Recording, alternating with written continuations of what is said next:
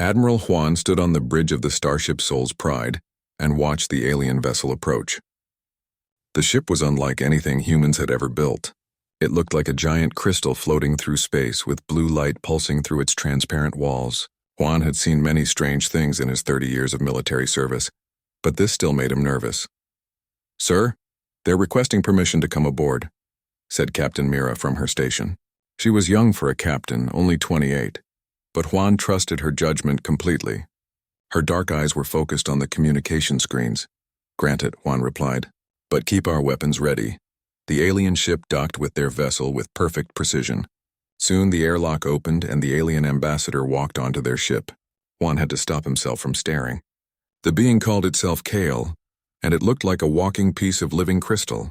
Its body was tall and thin, made of what appeared to be blue glass. When it spoke, its voice sounded like wind chimes. "Admiral Juan of the Terran Federation," Kale said. "I bring a message from the Galactic Concordat." Juan nodded. He had heard of the Concordat before. It was a group of 12 alien races that controlled most of the known galaxy. They were old, powerful, and had never paid much attention to humans before now. "What message?" Juan asked. Kale's crystalline face somehow managed to look serious. "Your species must stop expanding into space. You have claimed 57 star systems. That is enough. Any human ship that tries to go beyond these boundaries will be destroyed." The bridge fell silent. Mira's hand moved closer to the weapons console. Dr. June, the ship's chief scientist, stepped forward from where he had been quietly observing. "Ambassador Kale," Dr. June said carefully, "may I ask why the Concordat has decided this?" Kale turned to look at the human scientist. "Your species is dangerous. You expand too quickly. You ask too many questions. You do not follow the proper order of things. The galaxy has been peaceful for thousands of years because we maintain control. Humans threaten that peace." Admiral Juan felt his anger rising, but he kept his voice calm. "We have never attacked anyone. Our colonies are peaceful. We trade fairly with all species we meet." "That is not the point," Kale replied. "You grow too fast. In 300 years you have spread across 57 systems. Most species take 3,000 years to accomplish such expansion. This rapid growth makes other civilizations nervous." "So you want to put us in a cage," Mira said. Her voice was sharp with anger. Kale's crystal body flickered with different colors. "It is not a cage. It is protection. Protection for you and for others. Accept these boundaries and live in peace. Refuse and face the consequences." Dr. June had been studying his tablet during the conversation. Now he looked up with a troubled expression. "Admiral, I've been reviewing our files on the Concordat. There's something you should know." Juan nodded for him to continue. 1,200 years ago there was a species called the Makers. They were explorers and builders much like humans. The Concordat gave them a similar ultimatum. When the Makers refused to stop expanding, the Concordat wiped them out completely. No trace of their civilization remains. The crystal being showed no emotion. The Makers were aggressive. They threatened galactic stability. We did what was necessary. And 800 years ago, Dr. June continued, the same thing happened to a species called the Wanderers. They also refused to accept boundaries. They also disappeared completely. Admiral Juan stared at the alien ambassador. "You're telling us to accept being prisoners in our own space or you'll destroy us." "I am telling you to be wise," Kyle replied. "The Concordat has protected galactic peace for millennia. We will not allow that peace to be broken by a young, aggressive species that does not understand the proper way of things." Captain Mira looked at her admiral. "Sir, we have 3 colony ships already on their way to systems beyond the boundary. The New Busan left 2 weeks ago with 50,000 settlers." Kyle's body pulsed with red light. "Those ships must be recalled immediately. Any vessel found beyond the established boundaries will be destroyed without warning." Admiral Juan was quiet for a long moment. He thought about the families on those colony ships. He thought about the children who dreamed of seeing new worlds. He thought about humanity's long journey from Earth to the stars. "Ambassador Kale," he said finally, "I will deliver your message to our government, but I want you to understand something. Humans don't respond well to threats. We've been exploring and growing since we first looked up at the night sky. It's who we are," the crystal being tilted its head. "Then you may share the fate of the Makers and the Wanderers. The choice is yours." Kale turned and walked back toward the airlock. Before leaving, it stopped and looked back at the humans. "You have 1 standard month to make your decision. After that, any human vessel found beyond the boundaries will be considered an act of war against the Galactic Concordat. The alien ship undocked and disappeared into hyperspace, leaving the human crew alone with their thoughts. Dr. June was the first to speak. "Admiral, there's something else. I've been studying the genetic records of the Makers and Wanderers. Both species shared certain traits with humans. Curiosity, rapid technological development, strong family bonds. So what are you saying?" Mira asked. "I'm saying the Concordat might have a pattern. Maybe they don't just fear aggressive species. Maybe they fear species that remind them of something else, something from their past." Admiral Juan looked out at the stars. Somewhere out there, human families were traveling to new worlds, hoping to build better lives for their children. The idea of telling them to turn back, to give up their dreams because ancient aliens demanded it, made him sick. "Mira, set course for Earth. We need to report this to the Terran Council immediately." "Yes, sir." As the ship jumped to hyperspace, Admiral Juan made a decision. He had spent his life protecting human freedom. He wasn't about to stop now, no matter how powerful the enemy might be. 3 months had passed since Ambassador Kale delivered the Concordat's ultimatum. President Day stood before the cameras in the Terran Council chamber on Earth, her face calm but determined. Behind her, the flags of all human colonies hung in neat rows. "Citizens of the Terran Federation," she began, "we have received demands from the Galactic Concordat to stop our expansion into space. They want us to accept artificial boundaries and abandon our dream of exploring the galaxy. Today, I speak for all humanity when I say, we refuse." The reaction across human space was immediate. Some cheered the decision. Others worried about war with powers they didn't understand. But most simply felt proud that their species wouldn't bow to threats. President Day had been a military officer before becoming a politician. She understood the risks of defying the Concordat, but she also understood what it meant to be human. They were explorers. They were builders. They were dreamers who looked at empty space and saw potential homes for their children. Far from Earth, in the empty space between star systems, the colony ship New Busan continued its journey toward the Kepler 442 system. Captain Bo had been commanding colony ships for 15 years. The New Busan was his pride, carrying 50,000 people who wanted to start new lives on a world they would call New Terra. Bo knew about the Concordat's demands.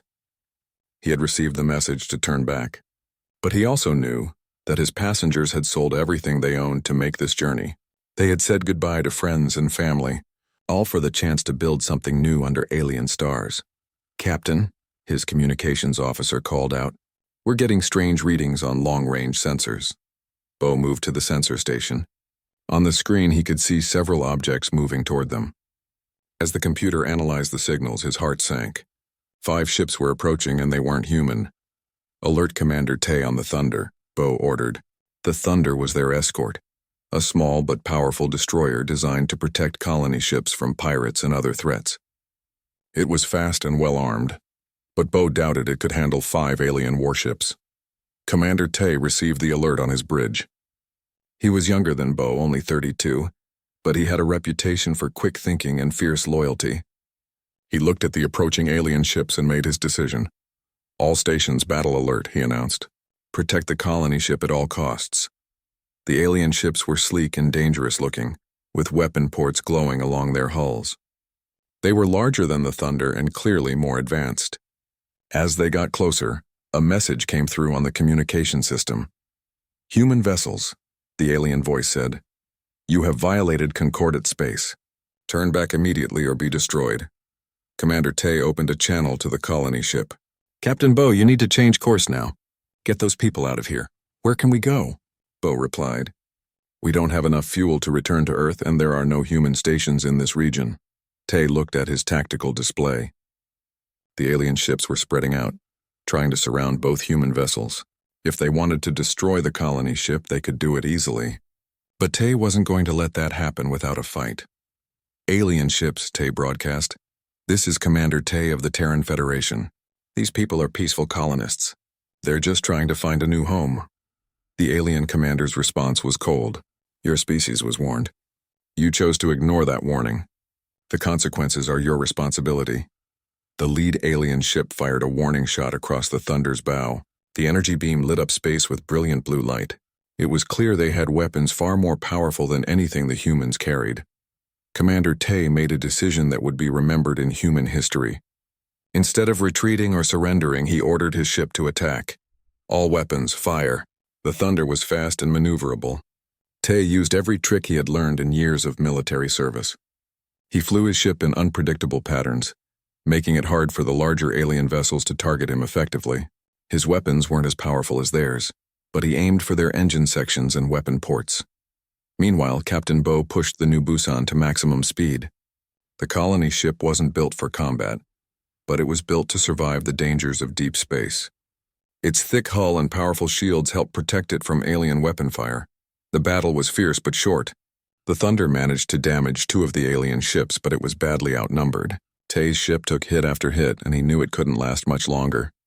"Captain Bo," he called over the radio, "I'm going to try something. When I give the signal, jump to hyperspace immediately." "What are you planning?" Bo asked. "Just be ready." Commander Tay looked at his crew. They were young men and women who had joined the military to protect human colonies. Now they faced their greatest test. "All hands, prepare for ramming speed," Tay announced. The bridge crew looked at him with surprise, but they followed orders. The Thunder turned toward the lead alien ship and accelerated to maximum power.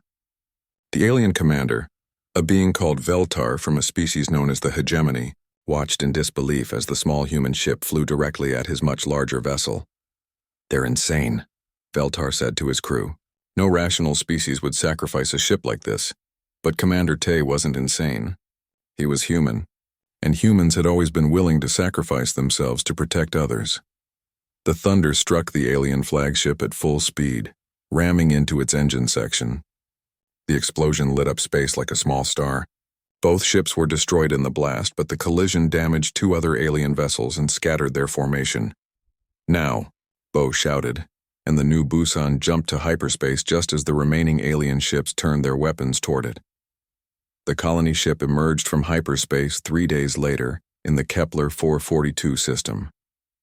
Captain Bo looked at the beautiful blue-green world that would become New Terra and thought about Commander Tay and his crew. Their sacrifice had saved 50,000 lives.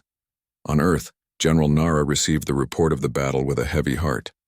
Tay had been one of her best officers, but she also felt proud. The humans had won their first victory against the Concordat, even though it came at a terrible cost. "Ma'am," her aide said, "we're getting reports from our intelligence network. The Concordat is mobilizing a massive fleet. They're calling it the Purification Armada." General Nara looked at the intelligence reports. 2,000 ships were gathering at various Concordat staging areas. It was the largest military force assembled in galactic history. "How long before they reach human space?" she asked. 6 months, maybe less. General Nara thought about Commander Tay and the crew of the Thunder. They had shown the galaxy that humans wouldn't back down from a fight. Now the real test was coming. "Alert Admiral Juan," she said. "Tell him to prepare for war." Across human space, the news of the battle spread quickly. Some people were afraid of what would come next, but most felt something else, pride.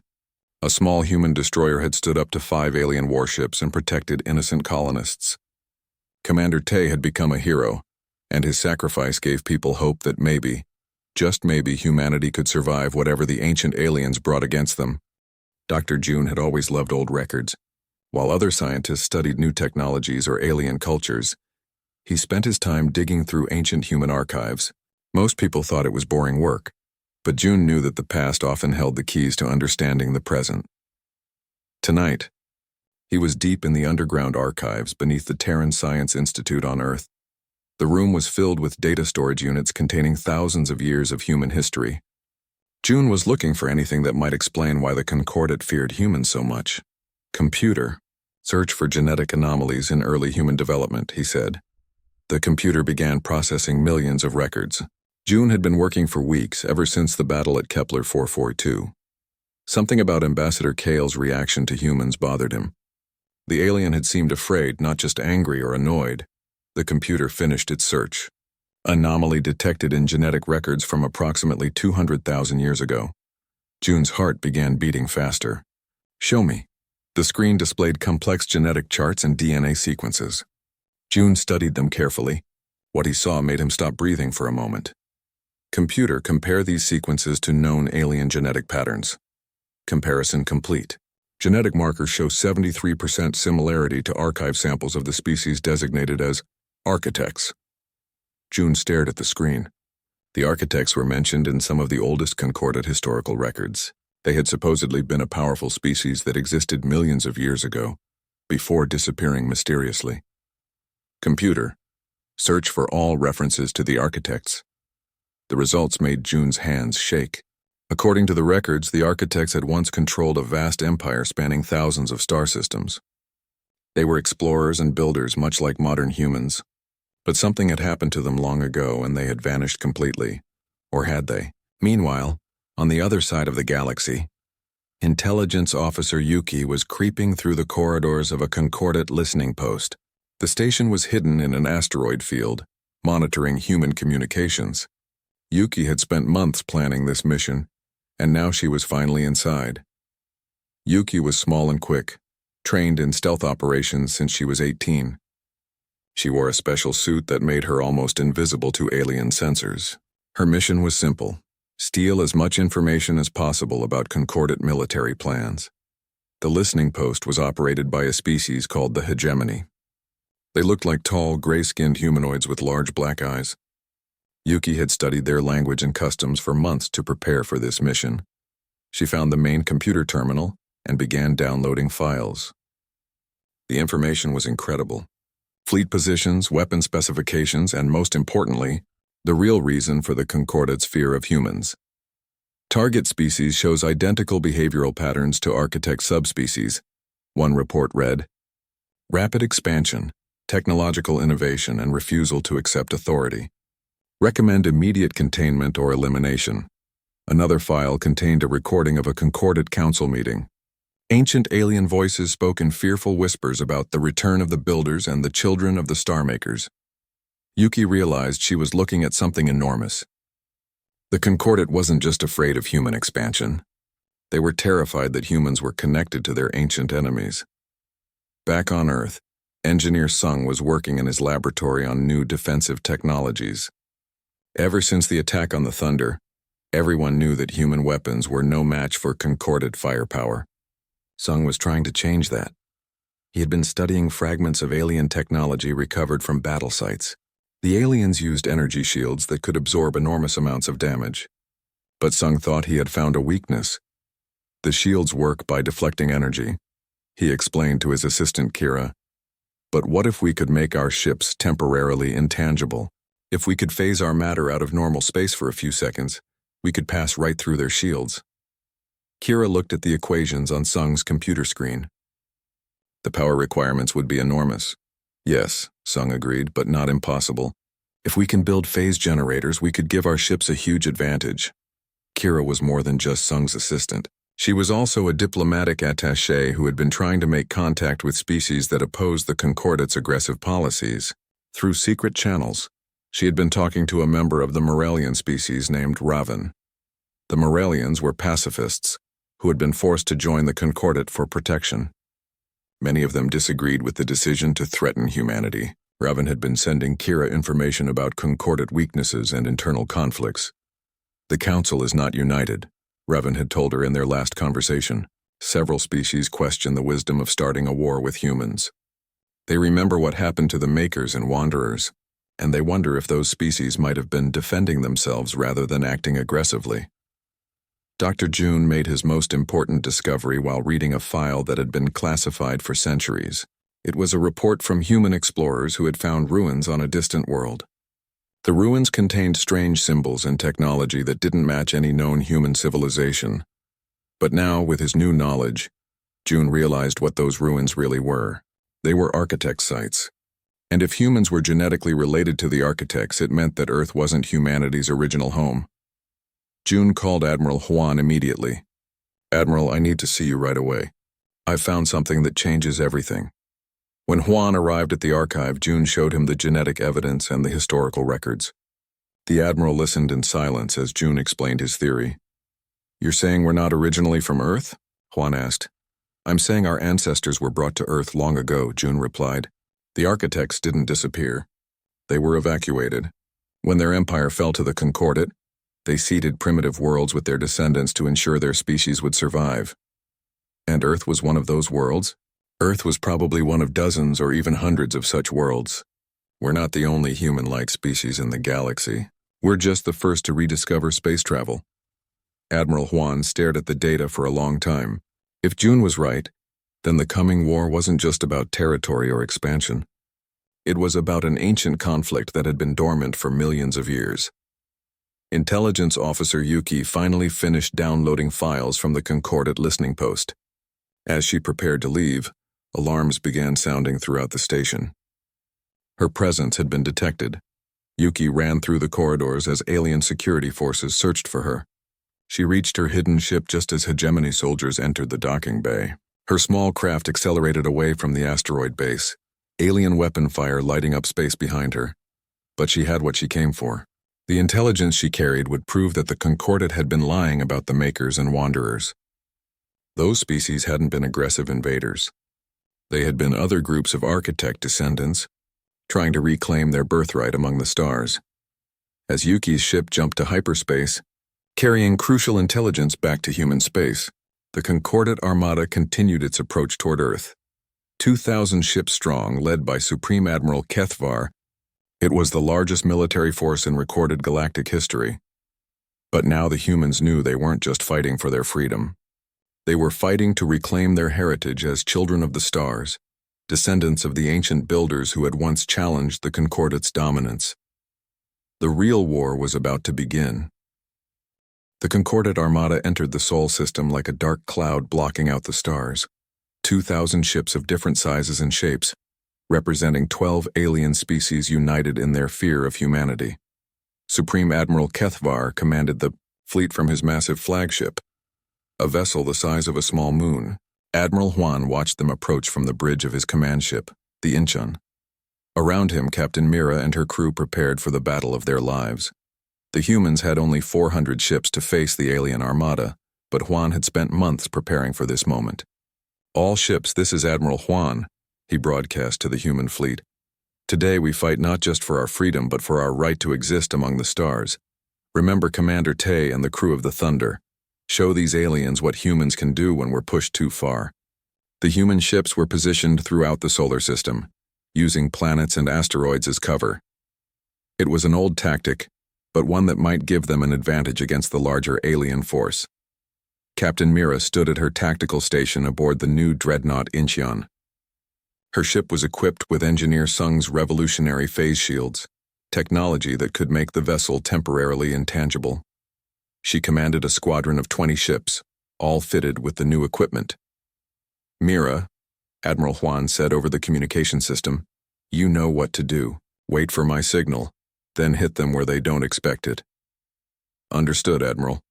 On the alien flagship, Supreme Admiral HFY studied the human defensive positions with amusement.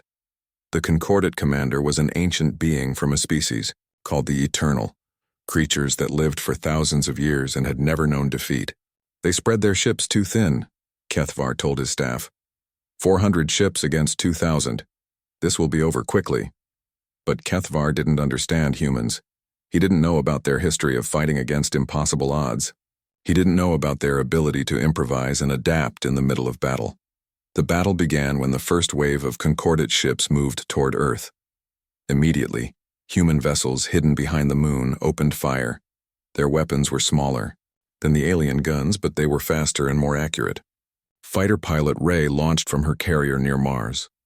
She led a squadron of 50 small fighters, ships too fast and maneuverable for the alien targeting systems to track effectively. Her mission was to attack the larger enemy vessels and disrupt their formations. "Eagle Squadron, follow me in," Ray called to her pilots. "Remember, we're gnats attacking elephants. Stay fast, stay unpredictable." The fighters dove toward the alien fleet like angry hornets. They fired missiles and energy beams at the larger ships, causing minimal damage but maximum confusion. The aliens had never faced such tactics before. Marine Commander Bin watched the battle from his assault ship. His job was to lead boarding parties against damaged alien vessels. It was dangerous work, but Bin's Marines were ready for anything. "Load up, Marines," Bin shouted to his troops.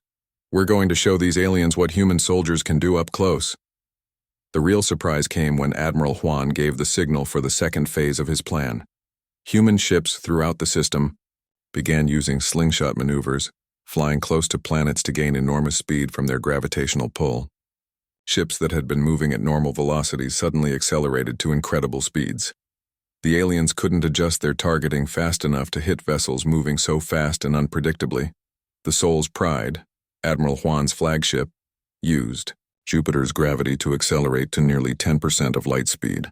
The massive ship became a projectile, smashing through the alien formation like a bullet through paper.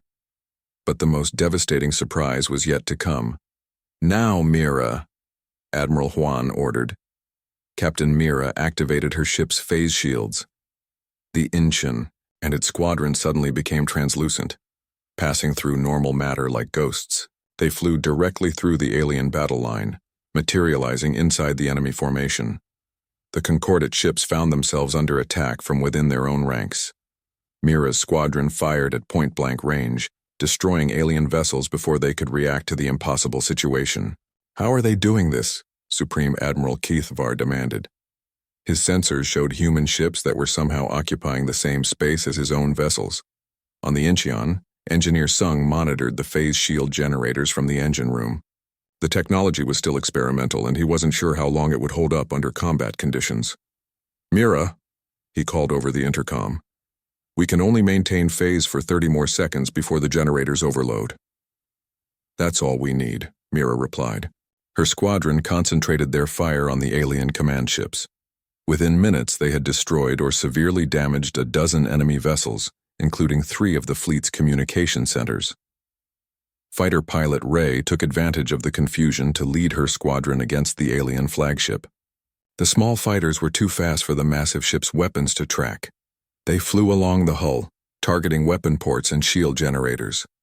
"This one's for Commander Tay," Ray shouted, as she fired her missiles into the flagship's main weapon array.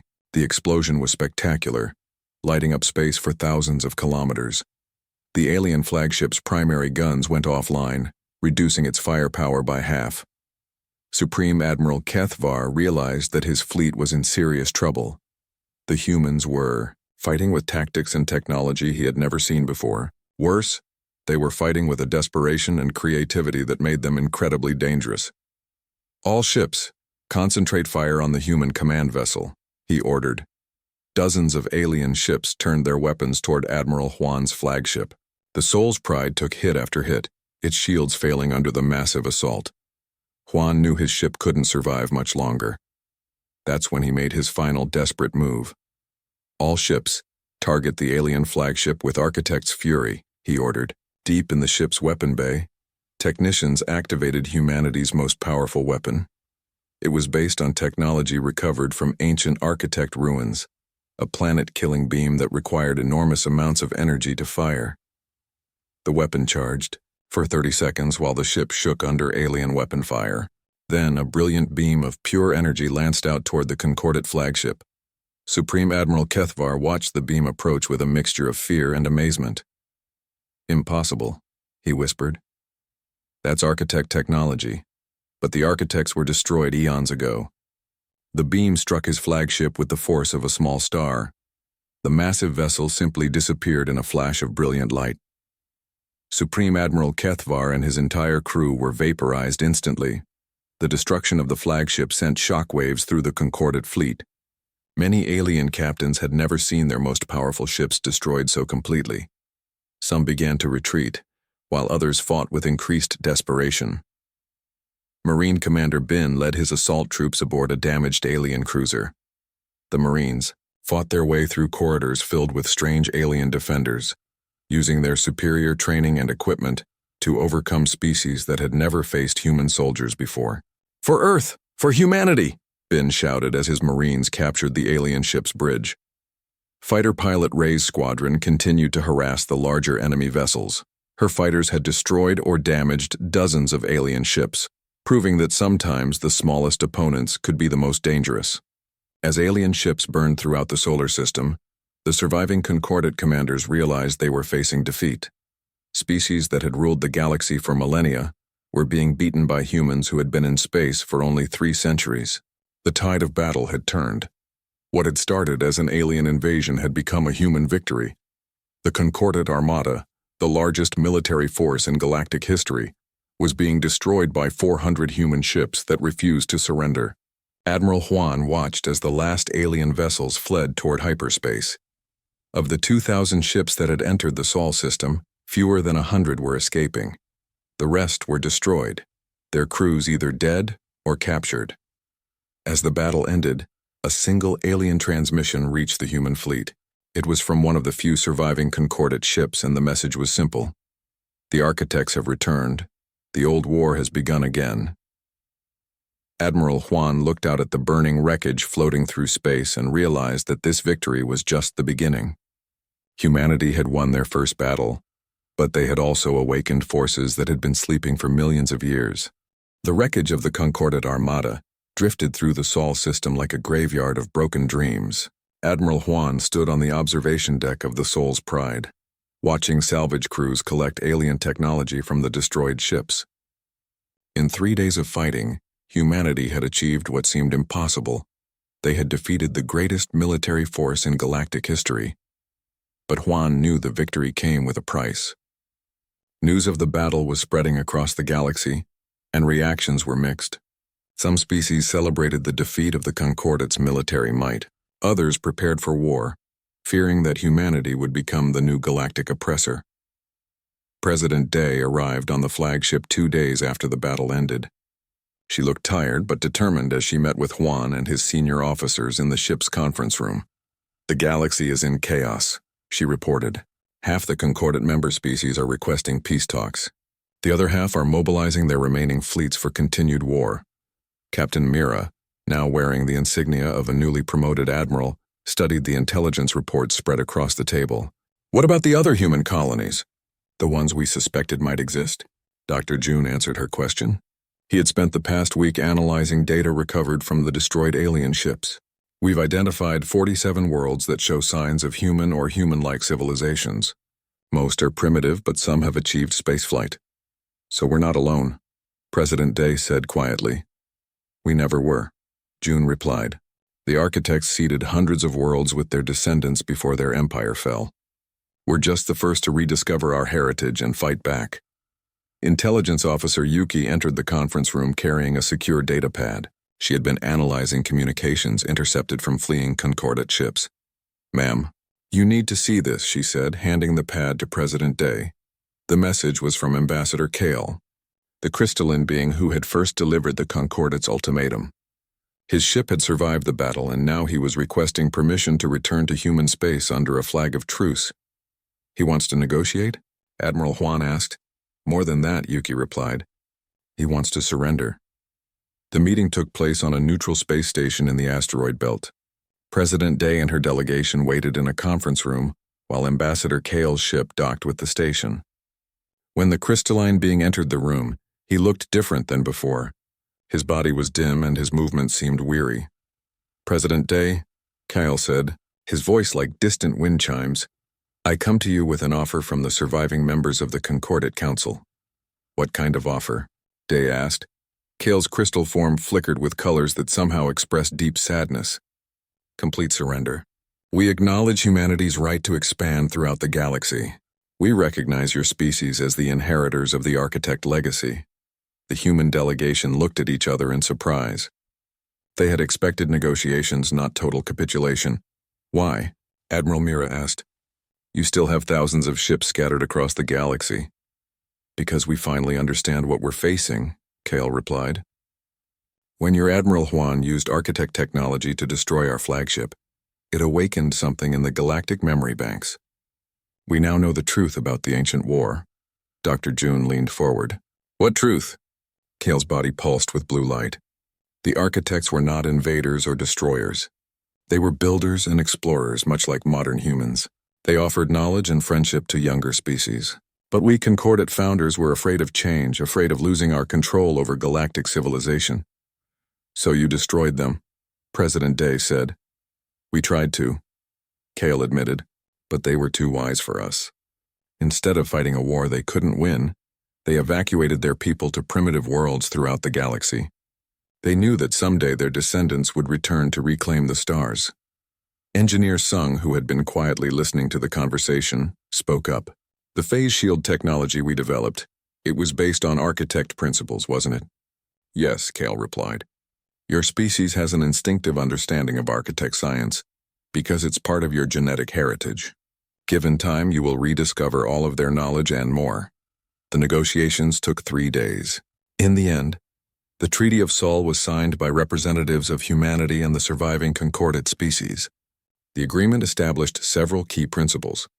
Humanity would be recognized as the leading galactic power, inheriting the architect's role as builders and explorers. The concordate species would maintain autonomy over their home systems, but would no longer interfere with human expansion.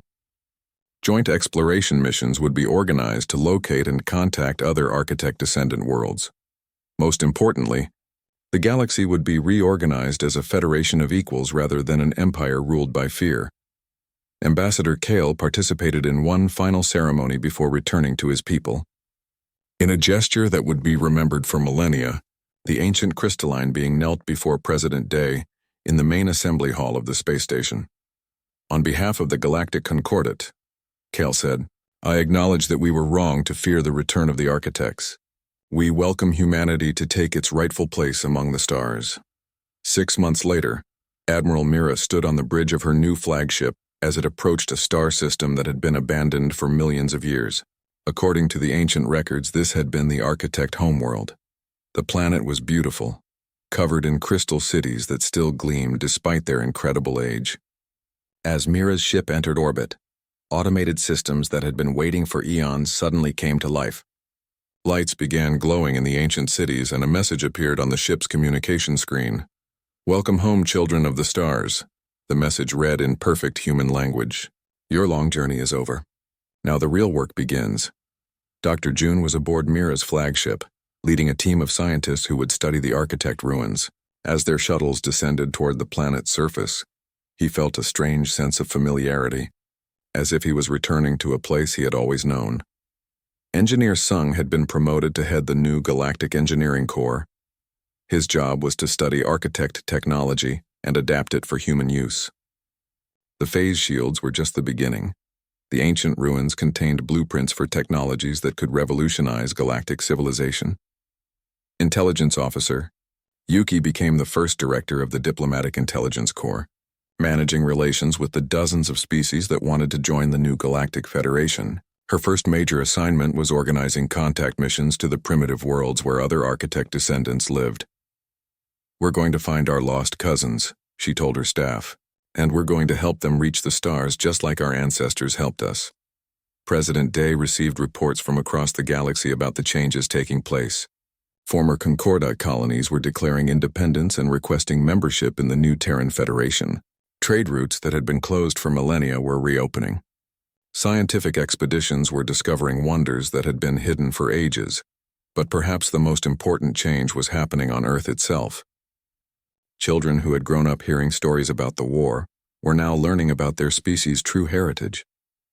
They were the children of the architects, inheritors of a legacy that stretched back millions of years. Admiral Huan, now Supreme Fleet Commander, established his headquarters on the architect homeworld. From there, he organized expeditions to explore regions of the galaxy that had been forbidden for millennia. Every new star system brought fresh discoveries and new questions about humanity's ancient past. The first contact with another architect-descendant world came 8 months after the Treaty of Sol. The planet was called Haven, and its people had achieved early spaceflight. When human ships arrived in their system, the reaction was immediate recognition. You're like us, the Haven representative said during the first meeting. We always knew others would come from the stars to find us. More contacts followed. Each newly discovered world added to humanity's understanding of the architect legacy. Some descendants had developed along different paths. Some were more advanced, others were still primitive. But all shared the same basic drive to explore and build. The galaxy that had once been ruled by fear and stagnation began to change. New cities were built, new trade routes established, new alliances formed. The spirit of exploration that had once belonged to the architects was reborn in their human descendants.